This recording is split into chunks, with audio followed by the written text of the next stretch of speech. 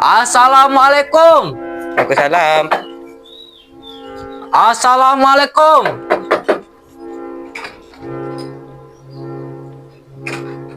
Hello abang, handsome. Saya ada jual ni kartu kapet. You mau beli kapet ni daripada Pakistan yang Tak apa, kami tak apa, diimport. tak apa. Kami diimport daripada ni. Beli. Beli.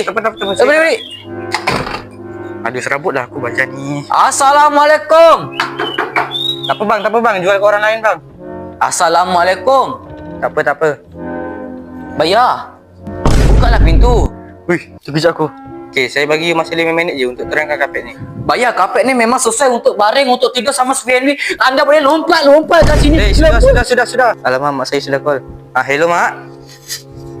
Gaji dah masuk. Gaji dah masuk, beli kapet bang. Ya, sabar. Beli kapet. Mak, nak karpet? Karpet apa?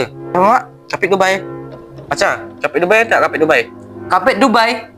Saya sekejap saya call saya punya bos dulu, okey? Okey. Hello bos. Ada tak itu kapet tupai? Kapet tupai ada kapet tupai. Kapet Dubai lah, bukan kapet tupai. Apa?